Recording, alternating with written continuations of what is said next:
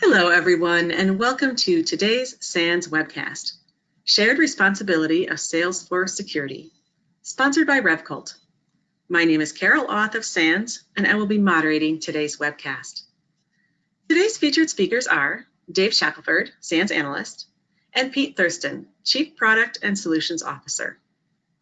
If during the webcast you have any questions for our presenters, please enter them into the questions window located on the GoToWebinar interface at any time. Please note that this webcast is being recorded, and a copy of the slides and recording of this webcast will be available for viewing later today and can be found on the SANS registration page. And with that, I'd like to hand the webcast over to Dave. Awesome. Hey, welcome everybody, and thanks so much for joining us today. This is certainly a topic that, number one, is near and dear to my heart, being solely almost completely focused these days on cloud security and how that impacts organizations. But I think even more so because there's a much larger spectrum going on out there, certainly in the current conditions where, number one, everybody is working remotely, certainly more working remotely than ever before. And we're having to find, sort of different and more innovative aspects of how we're accessing critical types of services, and in particular cloud services that we've got to keep on, sort of moving forward with. Well, there's a lot of new sort of nuances coming into the world of cloud security related to that remote access and sort of where people are coming from, the different types of identity orientation, just tons of things to really look at here.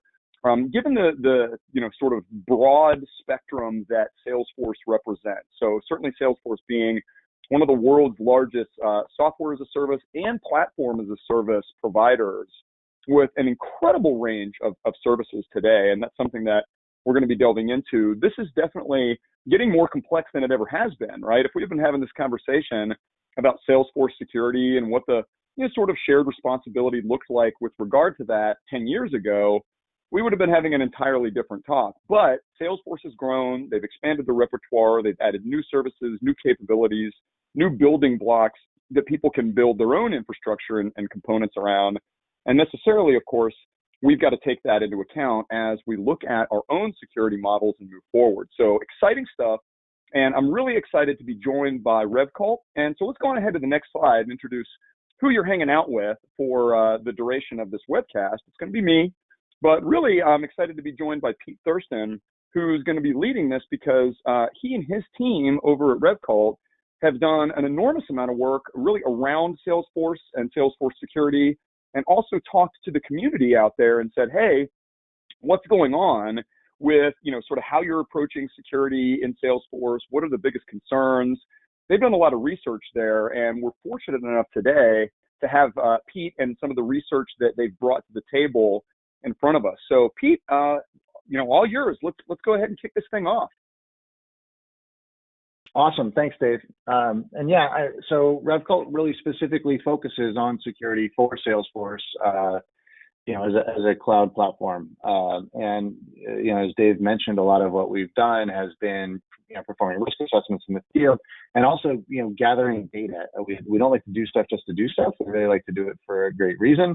And part of that is, how can we collect information? So on today's presentation, we're actually going to talk about a lot of the data we've collected as we've gone along, and actual, real life stories and proof points of why a lot of this stuff matters.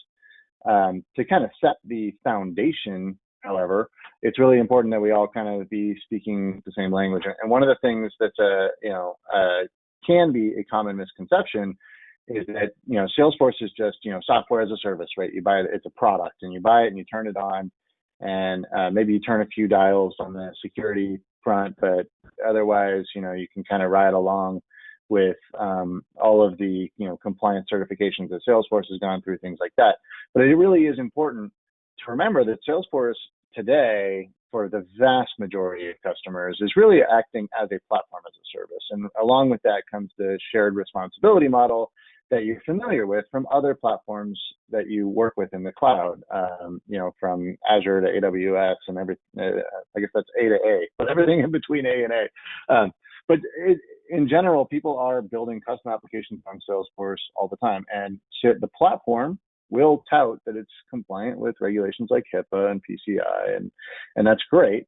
but you do need to make sure that as you implement your solutions on the platform, that you do respect that shared responsibility model and where it falls down, as an end customer to your kind of area of responsibility.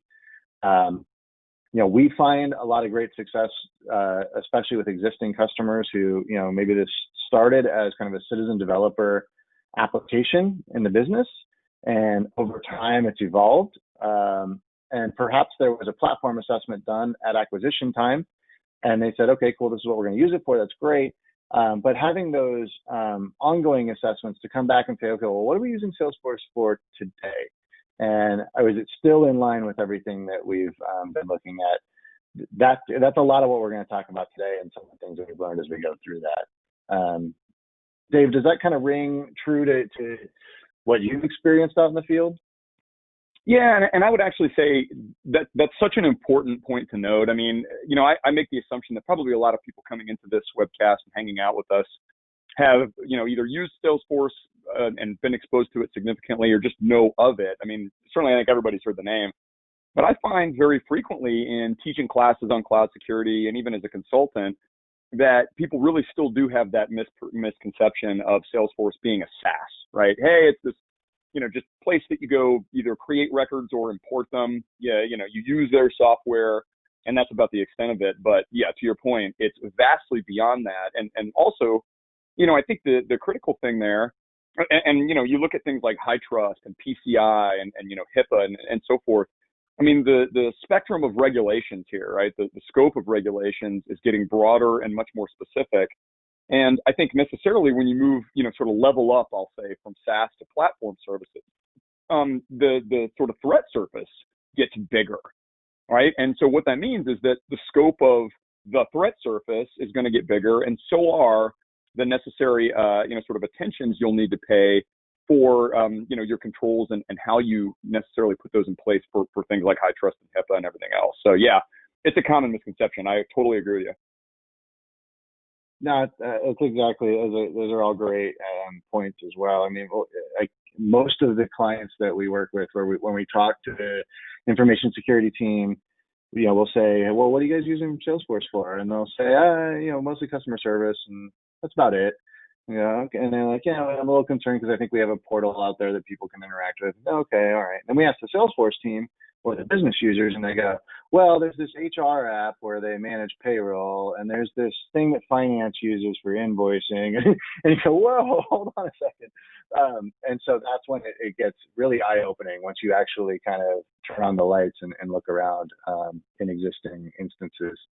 So cool. I'm glad we're kind of on the same page there. And so let's talk a little bit about the shared security, the shared responsibility model of platforms in general, but we're going to look at it very specifically through a Salesforce lens.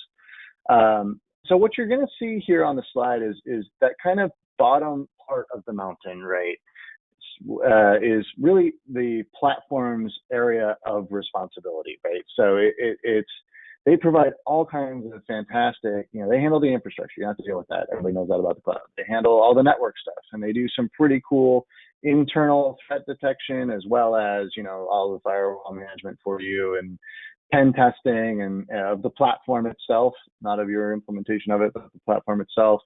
And they make a lot of things available to you, like the ability for you to configure your identity providers, your single sign-on providers, your password policies, 2FA, what they call the air quotes security model, which is kind of field and row level security configuration. There's a ton of stuff in there. There are tons of apps, lots of customers. That's fantastic. There are some out of the box, clouds that you can purchase. Again, I'm doing air quotes as if you can see me. But Sales Cloud, Service Cloud, Marketing Cloud, all those types of things, they provide a lot of functionality.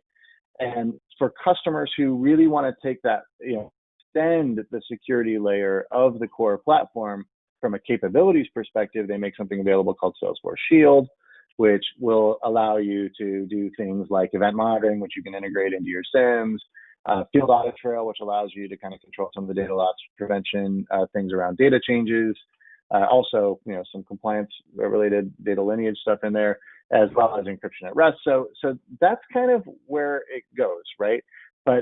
But all that is to say that that's what Salesforce is making available to you. But all those things have switches and knobs and spiders that you can work with to make sure that you apply them correctly based on your security posture or desired security posture.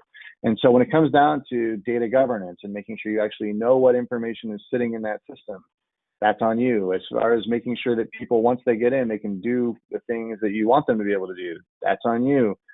Making sure that only the right people can get in at the right times, that's on you. So there's a lot.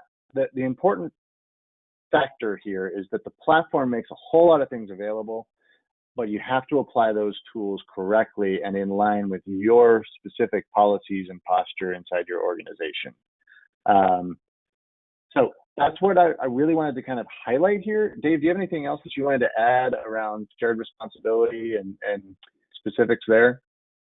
Yeah. So and one thing I'll say, I mean, first off, I love this slide. It's a busy slide, but it's a good one because it sort of breaks out, sort of where those differentiations are. And I think it's a little bit more clear cut when you're talking about something like an AWS or an Azure, right? They own the infrastructure entirely, and anything you put in there, sort of you're building stuff, and I think it's a little bit more explicit. But the minute you move into a platform as a service, I actually always tell my students, if you ask 10 different people to define what a platform as a service is in the first place, and what it represents in terms of that delineation of security controls, you'll get 10 different answers.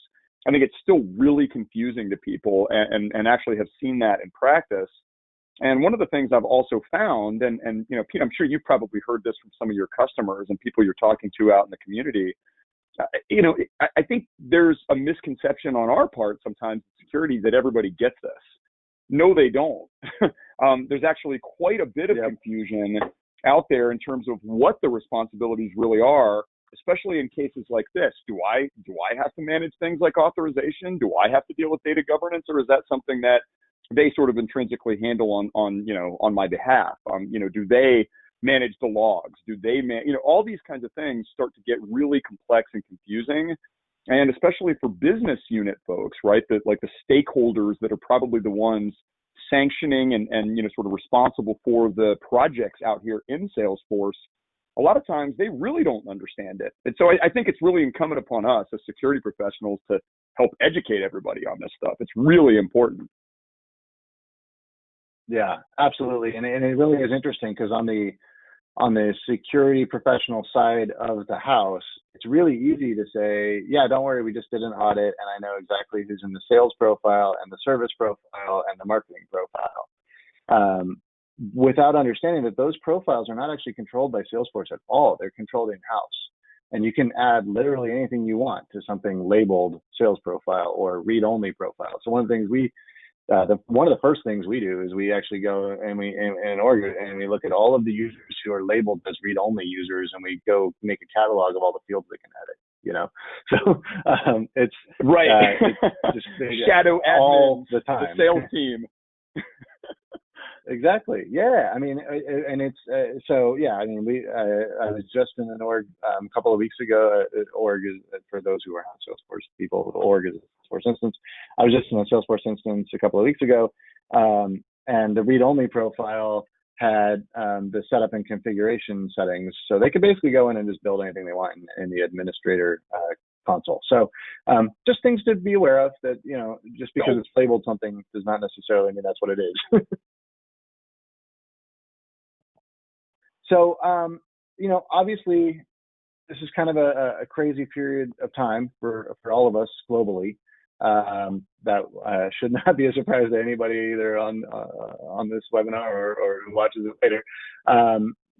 With the ongoing pandemic that everybody's kind of dealing with, you got a lot more remote workers. And so what we thought we would do is today we're going to spend a little bit of time talking about remote workforce. And then we're going to talk more about how do we look holistically at the system. But I think it does make sense to speak a little bit targeted about the current situation and some things that people might be considering as they go through adapting to that newly remote workforce or expanded remote workforce. And Dave, I think this is going to be a really good opportunity for you and I to just have a conversation. And in fact, I think what I'll do is kind of tee up some of the things that I've heard a lot of people coming to me talking about, and maybe get your thoughts on some of the things that you're hearing and advising out in the world, if that makes sense. Absolutely. Yeah, it totally does. Let's do it. So cool. Awesome. So one of the things that people, with Salesforce specifically, one of the things people try to focus on is how do we, make sure that people are only connecting to Salesforce, because it's basically, when we say the cloud, right, it's a website, right? Websites are accessible on the internet. That's how they work. So a lot of people really like to focus on, like, how do I make sure that my folks are only logging in from the office, right? And so that's great. That's awesome until their office is everywhere, right? So a lot of people have been coming to us and saying, how do I intelligently relax my IP restrictions or whitelist my employees' homes, and things like that? So some of the considerations that people have come to us with is, hey, is now the right time for me to just go spin up a VPN and get everybody over to it? And it's like, well, I mean, maybe, but that's kind of a big lift, right? And it's hard to roll out when you get to anything greater than, let's say 50 employees, with any really confident level of control, right? So, from my perspective and what the conversations I've had with a lot of people is, now is probably not the time to introduce a lot of this stuff, but it doesn't necessarily mean it's not the time to take advantage of it if you've already got it at your disposal. Whether that's VPNs, whether that's Citrix remote desktops, whether it's other things. But how can you also talk about other compensating controls that might help? Things like, Salesforce does support something called login hours, so you can make sure that people only access during a certain period of time. That can help from a security perspective, but it can also help from a business perspective. And ensuring that your people are working, it's really easy when you work from home to work 20 hours a day, and check in during dinner and all these other things. But there's a human aspect to this too. I don't like to forget about. I like to make sure that we make sure that our, the workforce is empowered to do great work, even though there's a big change going on. So those are just my opinions, but Dave, I'd be interested in yours. Well, and this is actually a great point, because I think for a lot of organizations, Salesforce would be considered critical applications, critical services. I mean, people can't get their jobs done without it, period. So that's right at the top of the list of prioritization for people accessing things that they really need day to day to, just keep the business moving forward. Okay, so, with that in mind, we've got to make sure everybody can get to it, number one. And now we've got this far-flung workforce, as you said. I think, what this is also sort of dovetailing with is the, organizations out there really revisiting their entire concept of remote access, which is, hey, look, can we support the hub and spoke of yesterday, where now everyone simultaneously all day is accessing a VPN that's been traditionally on premise.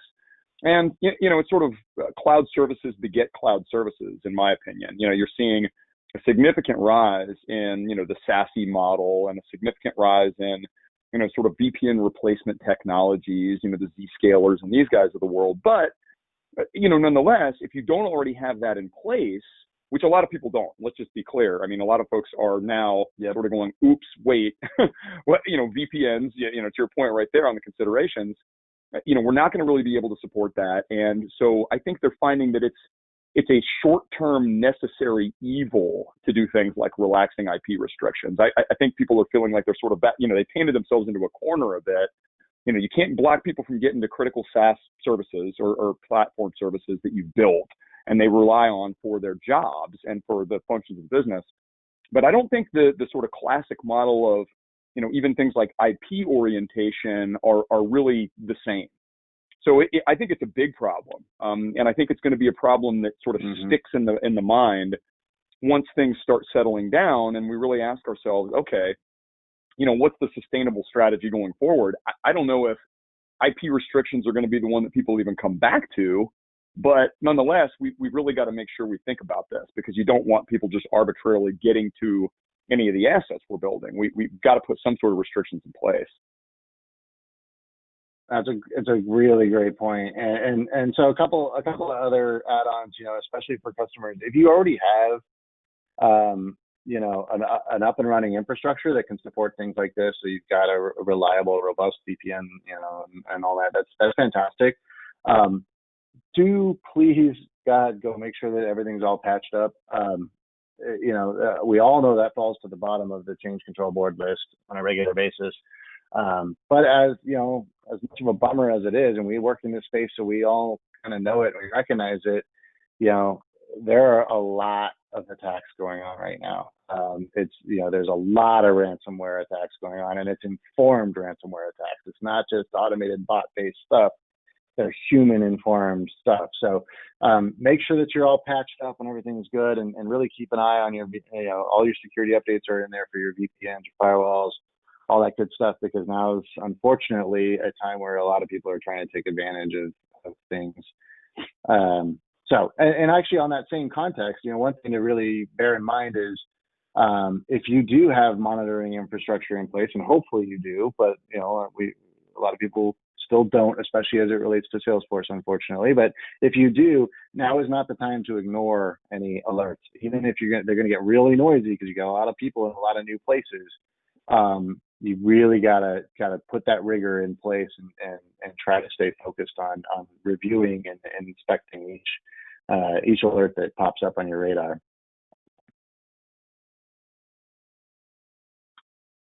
Another thing that's really important, in our world, is that we have a lot of customers and actually just a lot of people we speak to out in the field who say, my password policy for Salesforce isn't really all that important. We use SSO, everything's fine. And now we're finding a lot of people suddenly are needing their end users to log in via username password on Salesforce. And suddenly it's becoming important that the password complexity is set to 5 lowercase characters and never expires and things like that. So, it's important to remember that not only from a now security perspective, but in the future, an audit compliance perspective, that you at least make sure that your policies are configured in line with your expectations for your organization. That's a big one that's been popping up a lot lately on the authentication front. Sad to say. I mean, it's sad to say that we have to kind of flip-flop continually on password policy, but it is what it is, right? Well, yeah, and from my perspective, that's exactly right. So, I mean, complexity does not necessarily indicate security, right? And depending on who you're talking to at which hour of any given day, it could be exactly the opposite.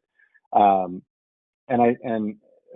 the key right now is that as you've got a lot of robust attacks going on, and quite frankly, you got a lot of employees out there using the same computer that their kids are doing their homework on, accessing your systems. And this is just reality right now. It's unfortunate, but it is true. And so anything you can do to kind of decrease the risk of password spraying, unfortunately now is kind of the time, from my perspective. Again, just my opinion. I think that's fair. I mean, is it ideal? Well, we're all working within the non-ideal circumstances of the time, right? Yep, exactly right. And then just a couple more quick points. Or one quick point and then one more interesting from my perspective, something that's been really important lately. So one of the things that's really, we talked about it, or we touched on it earlier around, the kind of the story of like the read-only profile that has admin access, things like that. Now is definitely the time to figure out who does have access to what. There are a lot of customers who never had to care about the fact that their users could export reports because they were just going to be saving them on their work desktops. If you're allowing BYOD, and frankly, most companies are right now, they didn't have a stockpile of 10,000 laptops sitting in a closet somewhere. If you're allowing BYOD, now is the time to start caring about ghost data that's going to live on those computers for years, and starting to tighten that stuff up a little bit that maybe wasn't so much of a concern before. So when you think about who has access to what, making sure that the profiles and permission sets in Salesforce are nice and tightened up and aligned with your policies, something to really keep an eye on these days. It can be hard to document that, so we'll talk a little bit about how to do that later in the briefing here, but that's important. And then finally, this last line is, I actually think there's a whole other slide about this somewhere in here, but it's really, really, really important as you go, and you do have to, maybe it's relax some things or just change things, and maybe to a desired state or an undesired state. But it's important that you document A, where you started from, B, what you're doing as you go. It says return to normal. My personal opinion, I don't think we're ever going to get back to what normal was, a month ago. I think we're going to go forward to a next new normal. But if you know where you started from and you know what you've done in between, then you can start to make intelligent decisions about how you either, tighten things back up or go forward to the next new normal. So document as you go so that you can really be, at the end of this event that we're going through right now, it'll be easier to move forward. Agreed. Actually, I just want to make a point on that too. I just can't emphasize that enough, because I see a lot of the clients I work with, not just necessarily in this area, I'm saying any sort of changes, or let's call it potential loosening of restrictions, even temporarily, it's real easy for that to become the new norm, which we don't want. So, this notion of, hey, let's make sure we really pay attention to these changes we're making in the short term, and I'm going to emphasize short term, at least from this perspective. I just think that is such an incredibly important thing to note. Totally. So cool. I think we have a poll that we're going to throw out there. And so for anybody who's on here, it should pop up in a minute here, and you'll be able to answer whatever your thoughts are. As many as kind of are your biggest things. Whatever you're bumping up against right now for remote workforce security, these are 5 categories. They're not everything you need to be thinking about, but they're important ones. Let us know what's kind of jumping out at you the most. And that way, we can kind of get a gut check for how it's flowing out there in the real world as people are going through this.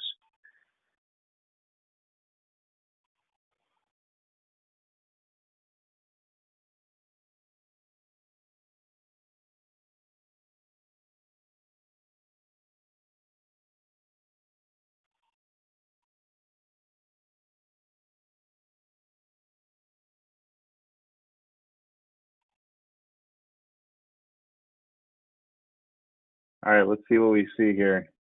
This is actually in line a lot with what I've been hearing too. It's interesting. Oversight of remote employees seems to come up an awful lot these days on my radar, and it's from different areas too, which is always kind of unique and uniquely interesting. When we think about oversight of remote employees, there are a lot of highly sensitive organizations, and I've worked in some of them, normally specifically in financial services, where there are things like call centers where there's like lockers at the door. When you walk in, you have to put all of your personal belongings in there, including your own personal device and all this other stuff. And it's gotten to be a whole different world all of a sudden. What do you do with things like that? And I mean, Dave, do these results surprise you at all? They don't, and I'm sad to see change management coming in as low as it is, as I think I just said, right? And it doesn't surprise me, by the way, that the change management is coming in there, because I think a lot of people are prioritizing other things. But, the oversight of remote employees, I think everybody's freaked out about. And I don't think it's necessarily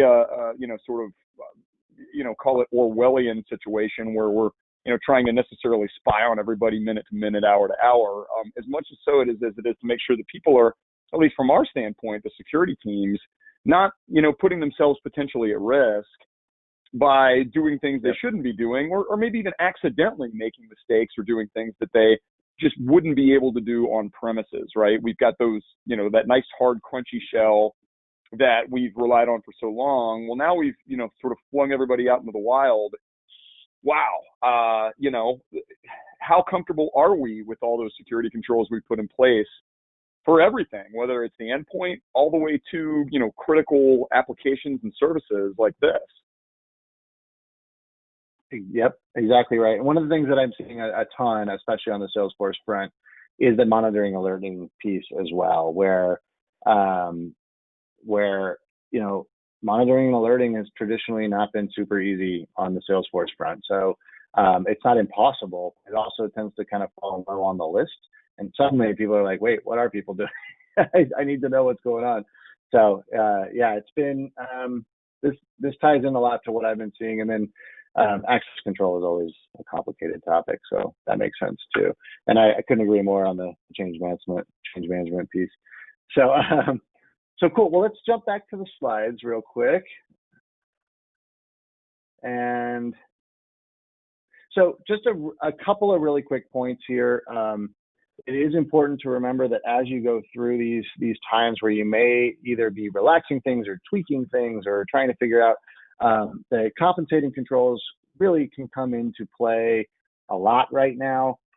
You can't forget to do things like, 2FA is a very interesting beast in Salesforce land because Salesforce really wants to push towards mobile two-factor authentication. But I just talked about a use case that we were just talking through with a client the other day where, they have an obligation to require that the people in the system don't have access to mobile devices. And they never worried about 2FA before because everything was on a work desktop. So just make sure that as you go through that you're doing it with intention and really focusing in on things that make the most sense and documenting as you go. Anything you want to add on this one, Dave? I mean, there's a ton of stuff to talk through, and I think, but this conversation I think matters right now. So I'm fine with spending the time where it makes sense.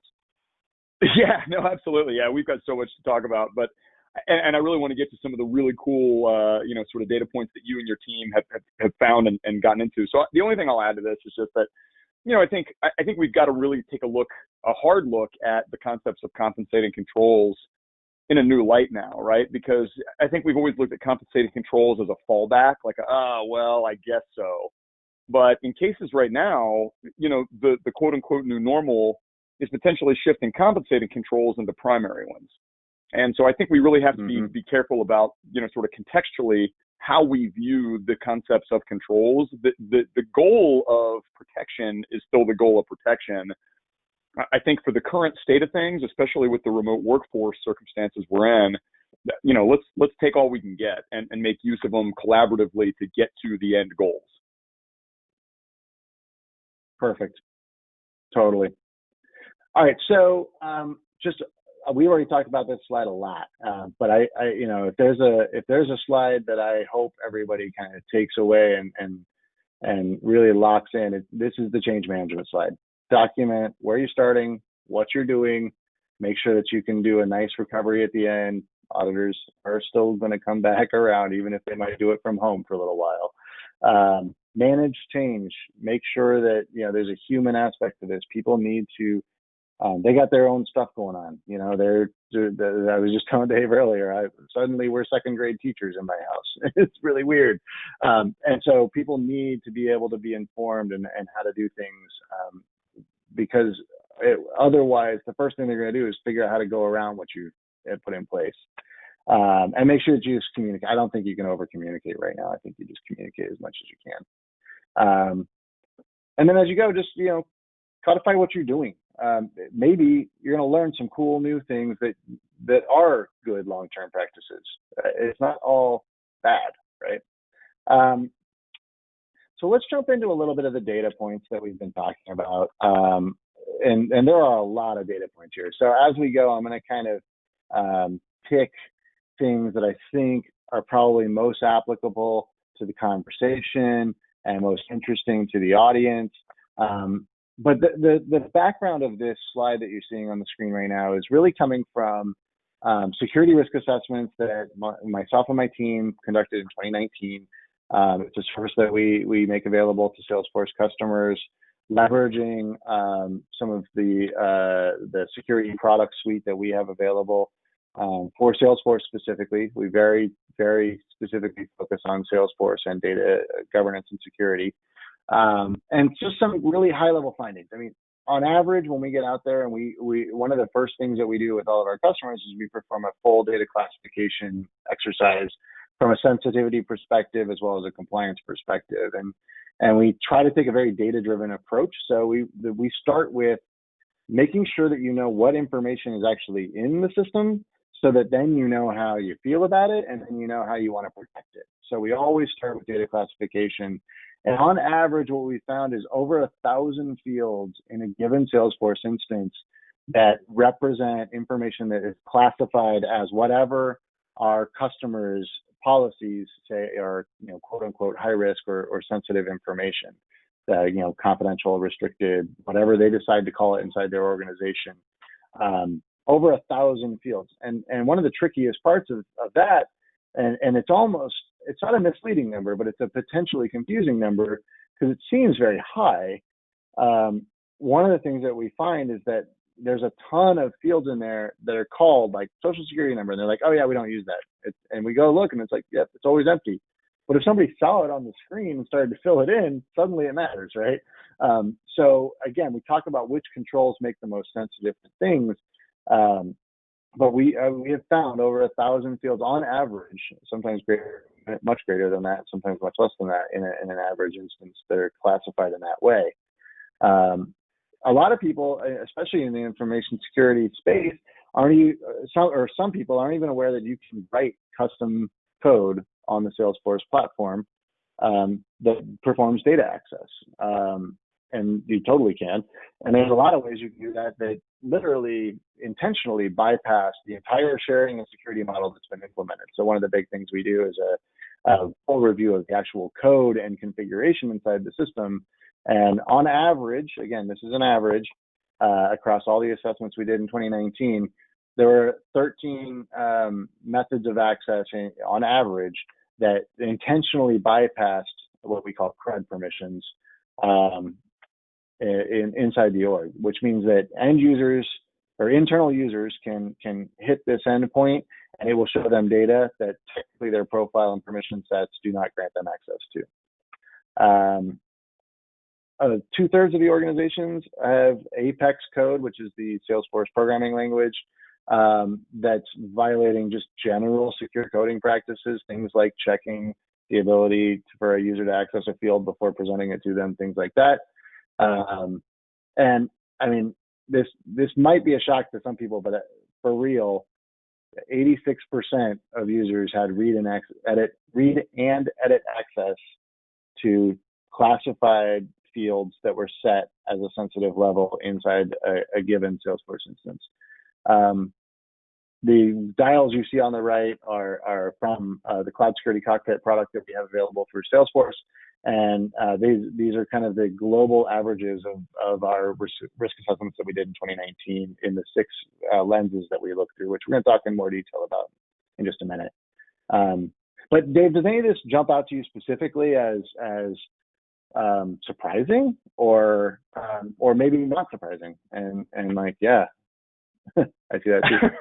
Well, Pete, when I first saw this set of findings, my frankly, my initial reaction was just, I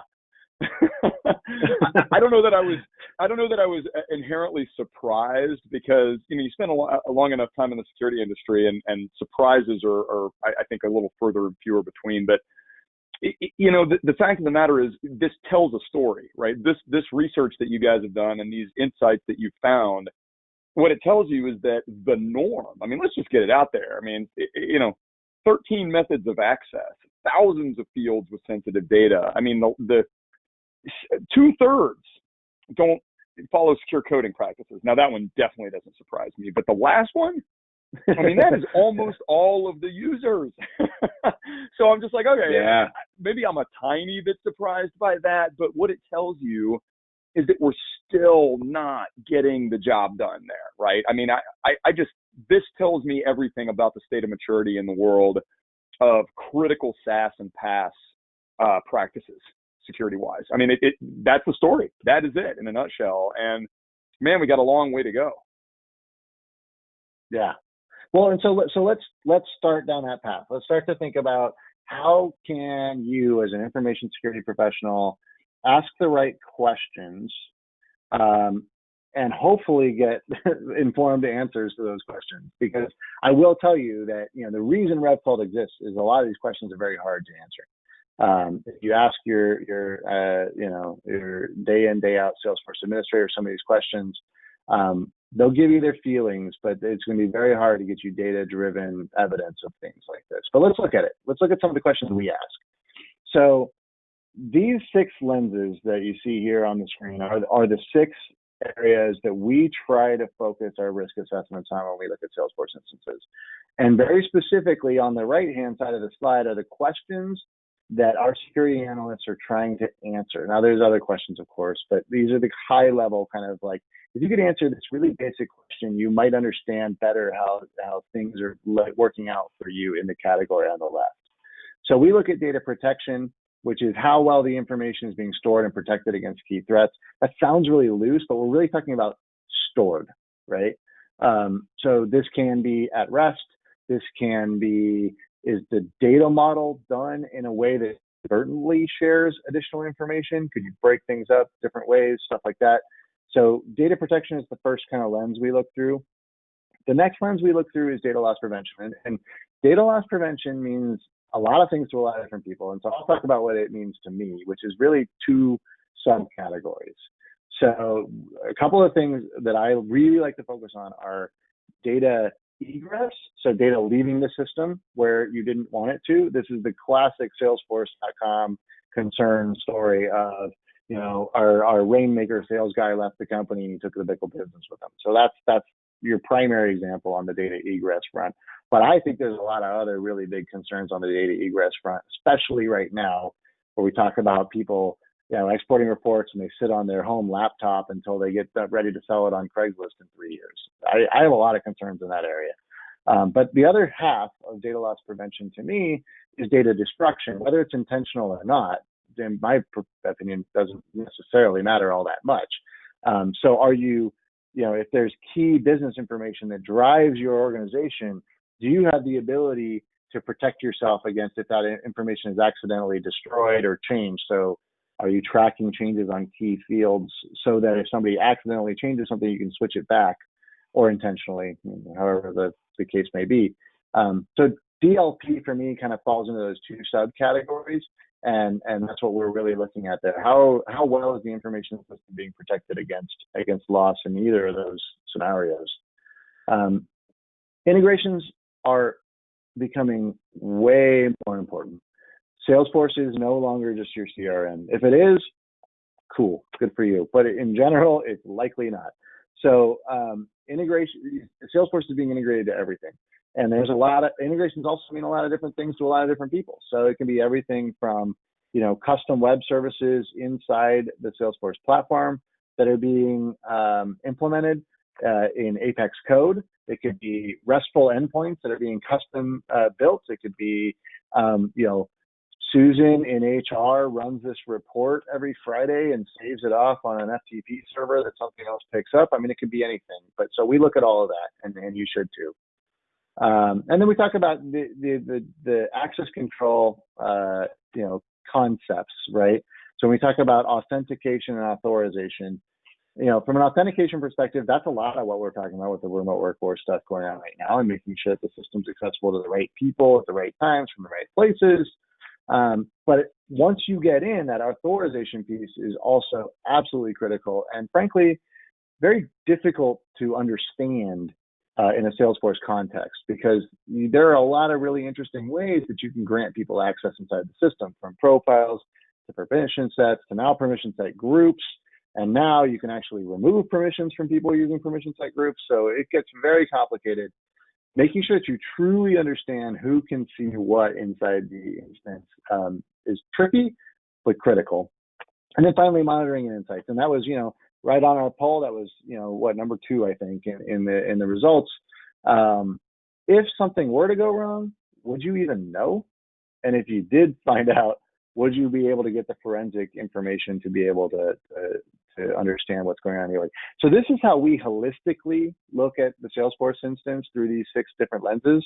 And this is just kind of the approach that we take personally. Dave, I'd welcome you to blow any holes in this or to expand on anything here. Yeah, I mean, honestly, this is a lot, right? Because you're talking about such a broad spectrum of not only controls, but processes and governance and just, you know, things that I think a lot of us take for granted just on the surface, but of course, within the Salesforce model, you've got to work within the confines of their capabilities, their role definitions, et cetera, et cetera. I think this is the right mix of things. I mean, every single one of the things you've got listed here is probably an entire, webcast in its own right. But sort of, exactly.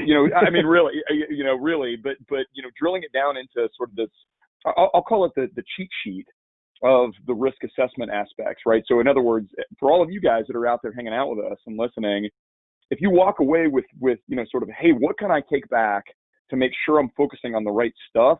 Here you go. There you go. This is where you should be starting, and everything should build from here, in my opinion. Perfect. And so, I'm not normally a big slides guy, and we actually do have a ton of slides here, but what I'm going to do is I'm going to blow through some slides real quick here and talk just a little bit about, and I'll try to highlight just high level these 6 categories. What are the things that you maybe aren't aware that you should look at? And then what are some of the key findings that we've had? We'll go through these things probably in the next, 5-10 minutes more of content, which will leave us 5-10 minutes of question and answers at the end.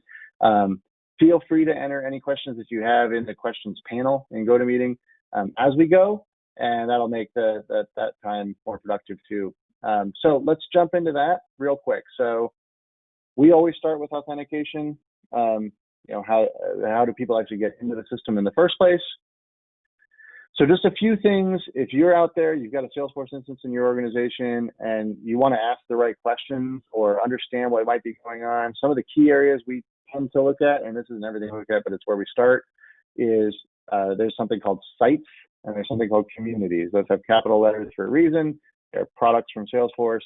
And sites is exactly what it sounds like. You can put a public-facing site out on your force.com subdomain, and it's real easy to inadvertently expose data on those. Same thing for communities. They have an entirely separate sharing model that you need to be aware of. So how do people get into those things? You can actually use Apex code and write a RESTful endpoint and then make it publicly available, unauthenticated.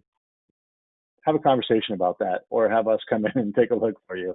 And then just general access controls, things like IP restriction, IP whitelisting, password policies do matter. Just basically how are people going to get into your instance, things like login hours, stuff like that. Let's see. There we go. So some of the top findings that we found. We've actually found that 4 out of 5 of the customers on average actually aren't using sites and communities. So that actually works out, whether it's great for their business or not, it works out well from a security perspective. It's kind of a threat area that you don't need to worry about. If you do have it, you do need to investigate it.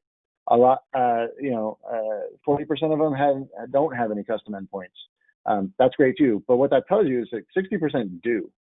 So if you're writing custom Apex endpoints, you got to be really careful with the way you handle that information. And a lot of almost half of our customers are using SSO to access the org. There are ways to work around that, and so we still get in there. But I'm glad that a lot of people are embracing that concept.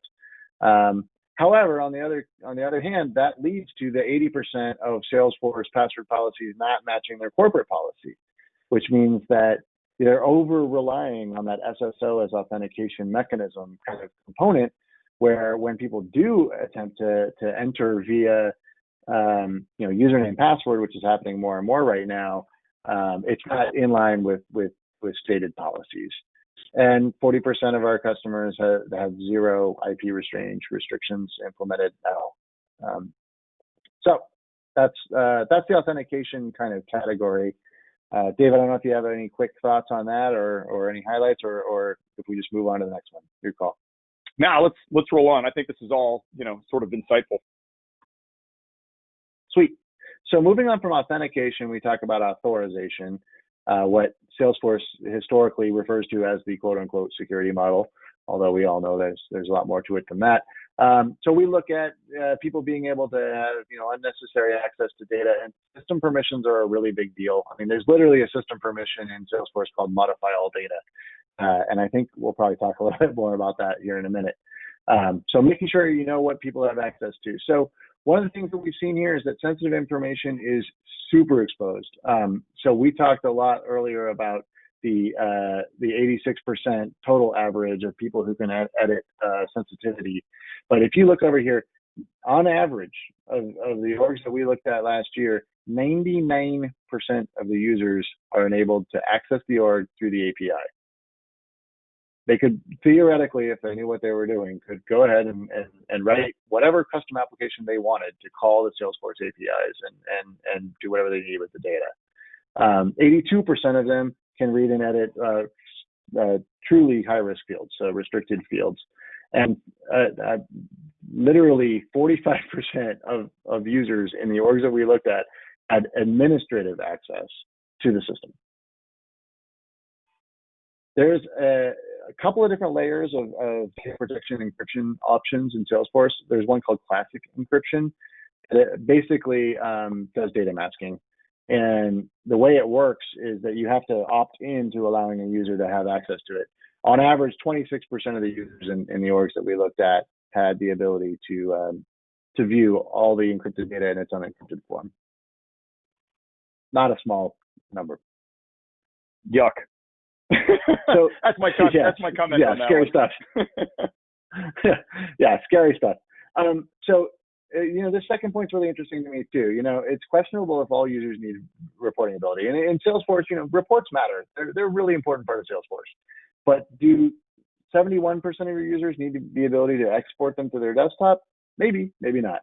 But at least think about it. At least ask a question.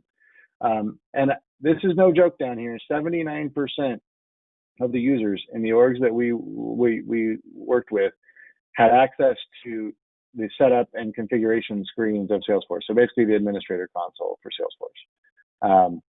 That is a very large number. Let's see, let's fly through a couple more of these really interesting stuff. So data protection, make sure you classify your information and make sure you understand if encryption at rest applies to what you need.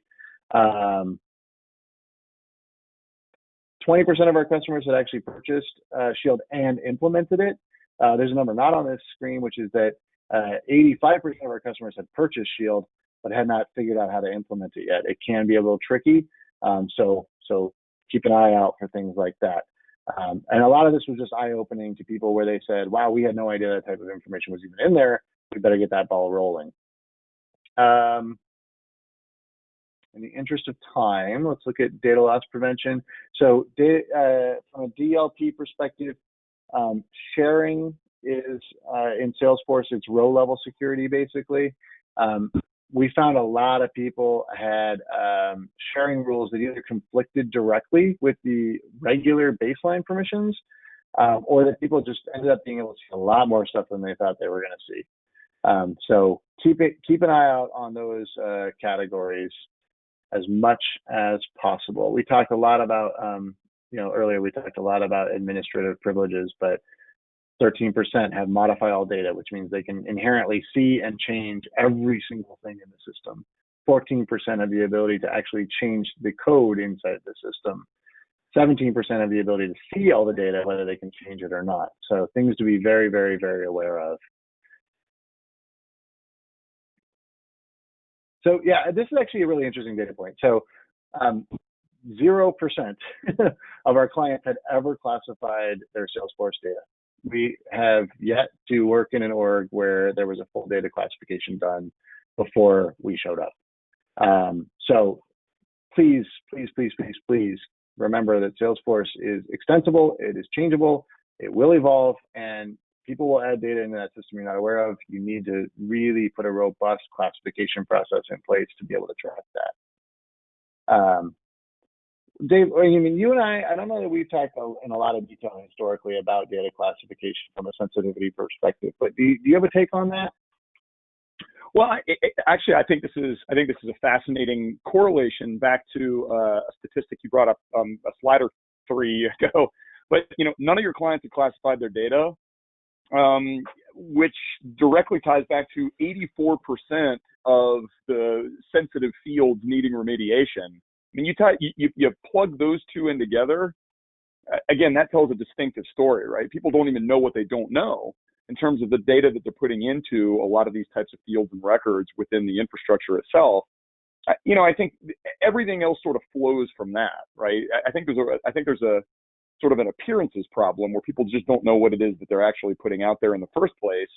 And, you just sort of got to reel that back in. Yep, exactly right. Exactly right. Until you know what you have, you don't know how you feel about it, you don't know how to protect it. These are just some high level numbers, and you'll be able to access these slides, I think, later. If not, you can always reach out to us, and we'll be happy to share them. But some really high level findings here where 60% of our clients did have some sort of custom Apex code, and of those, on average, they had we were able to identify 2 injection risks. SOCL and SOSL are basically the Salesforce version of SQL.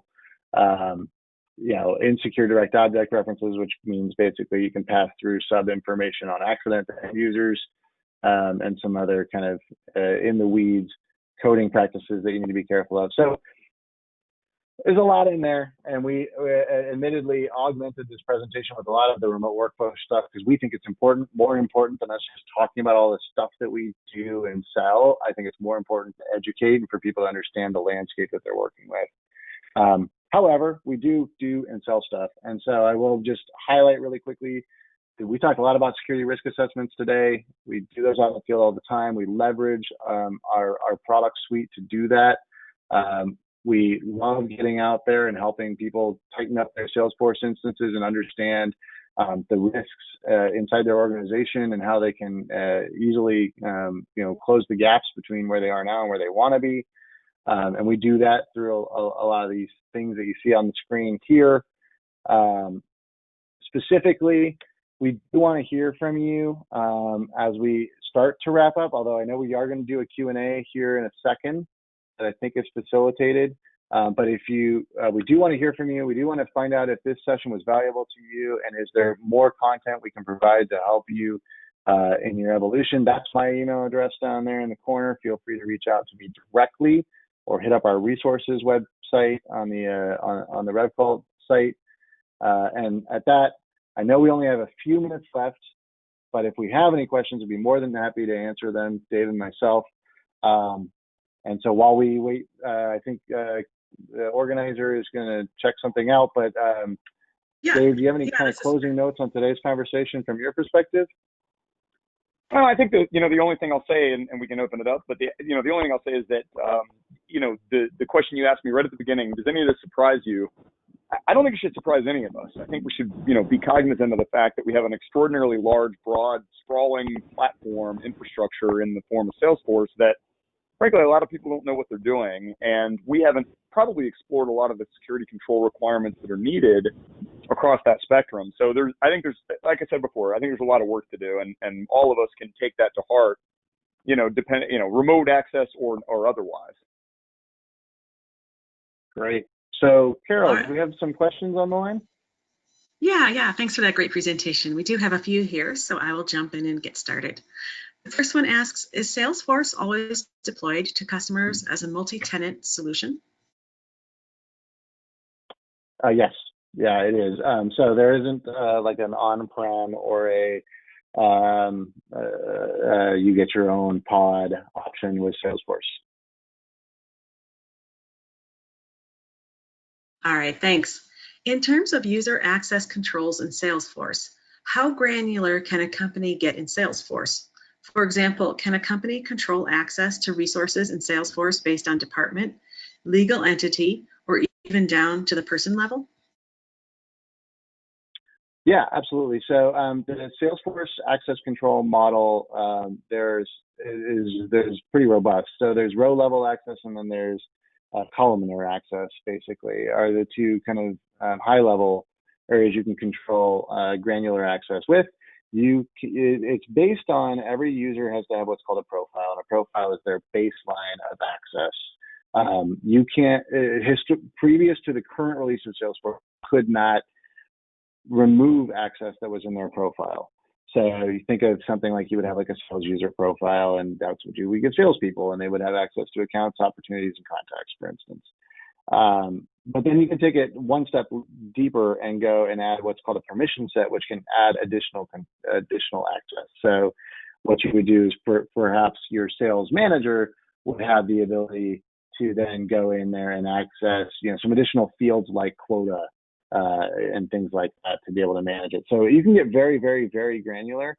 It can also get out of hand really fast. So keeping a tight grip on it is really, really important. But you can get super granular all the way down to a single user perspective. All right, thanks. Are user access roles customizable in Salesforce? Yes. So, and it's really important to remember that in Salesforce, there's roles with a capital R, which is sometimes at odds with roles in a security context. So roles with a capital R in Salesforce control row level access inside the organization. So you have the ability to carve out, which records inside the account object a certain person can see. So maybe they can only see things on the West Coast or the East Coast. And you can control that with roles with a capital R. And then roles-based access control is really, from an InfoSec perspective, is managed via profiles and permission sets primarily. All right, well, that's all the time we have for today. Thank you so much, Dave and Pete, for your great presentation, and to RevCult for sponsoring this webcast, which helps bring this content to the SANS community. To our audience, we greatly appreciate you listening in. For a schedule of all upcoming and archived SANS webcasts, including this one, please visit sans.org/webcasts. Until next time, take care, and we hope to have you back again for the next SANS webcast. Thanks, y'all.